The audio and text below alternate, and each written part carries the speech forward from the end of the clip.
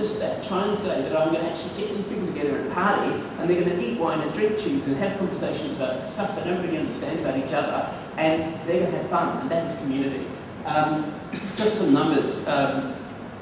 I'll skip those because they're unimportant. This is great. Okay, well, we'll go back. Thank you. Thank you.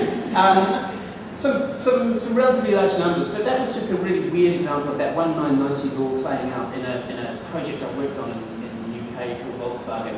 And it was like 179,000 people built and virtual cars online. 19,300 of them saved those cars into a database and let us have a relationship with them.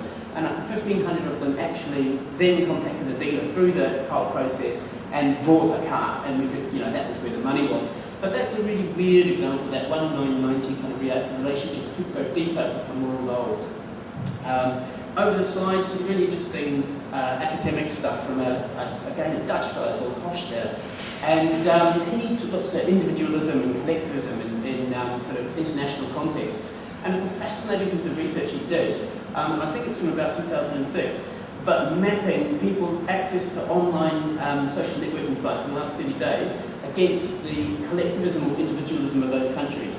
And what you see, essentially what that graph says is the more collectivist a culture is, the less people tend to go online and access social networks, because those sort of community sort of interrelationships are healthier in those environments. So, say the USA and the UK, where you have absolutely ballistic growth in social networks, they're compensating for the fact that perhaps they live more individualistic, atomistic lives anyway.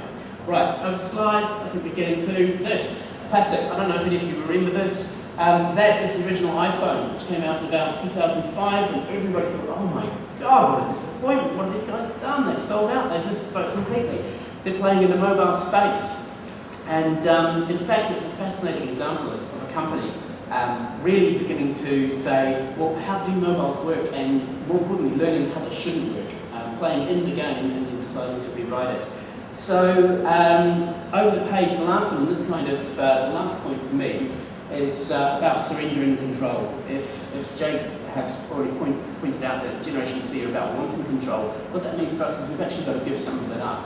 And a lovely piece of Shakespeare from Othello is about reputation. Reputation. Oh, I've lost my reputation. I've lost the immortal part of myself. And what remains is bestial. So all I can say is get bestial, because that bestial is fantastic. Reputation is massively overrated. So what we have now is this thing's going absolutely nuts overseas, the iPhone, and it's driven by the applications that people are writing for it. 500 million of them downloaded since it launched about last July, and wonderfully 95% of those are deleted in the first 2 months because people think they're useless. But the 5% that stick become a monetized channel for Apple. So they had the wisdom to say, our R&D department is on the streets, it's in people's bedrooms, it's in parties, it's in pubs and things like that. We're going to let those guys have a crack at it, and we're going to harvest the fruits of that. So that's a great example of that happening in open source creativity. So next, just basically, I thought, how would you make sense of this and actually make it usable? And what you've got is the basic sort of planners love dynamics, underlying or overt or whatever. But basically, these bottom 2 boxes is where advertising and clients have traditionally worked. And that is in the talent. Advertisers, agencies working together, culture, ideas, experience. What we used to do was create reputations, traditional branding and communications. It's about, I'm going to protect what I stand for and what I believe in. Above that, you have the kind of new dynamic moving, and once you begin to engage consumers and publics. And that's where you create participatory experiences shared and spread rather than received. And that's exactly what we were seeing with V earlier on. A beautiful example of that kind of organic, street-level stuff happening. And then what you've got to bring into the mix is the kind of consumer inside your brand, the internal, inside the company, prosumer-generated ideas, content, and uses. And that's chaotic creativity. And that's where you begin to harvest that stuff, and that's exactly what Apple's doing with the iPhone. They're saying, we're actually going to bring the consumer inside our company, let them play with the stuff we want them to have. Won't let you near the iTunes information, because that's way too sensitive, that's something they make money, even though that's where the jailbreaking is happening at the moment with people's iPhones, and we've actually made them better, so it's only a matter of time, really. But like, what you get is a virtuous cycle happening there, where you're actually feeding real-life experiences through the reputation of your brand, surrendering part of that into the kind of inputs and over page.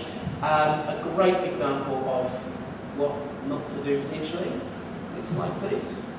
And that is Bud TV, which crashed and burned a couple of weeks ago, where they spent $30 million on building the best goddamn competitor to YouTube that American media can support, for no one in particular.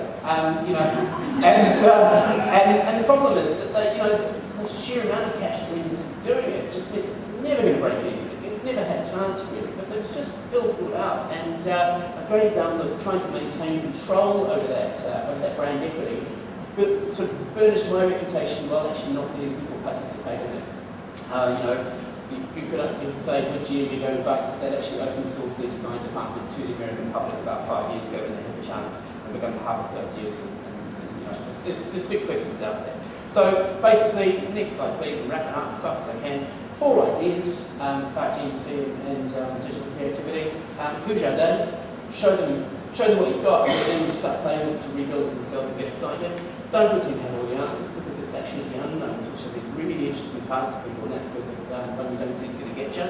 Community is the content, it's the basic human driving need that people have always sought to satisfy. This is just another way of doing it, and that means you've got to assume you're in control, but the benefits are worth it. Thank you.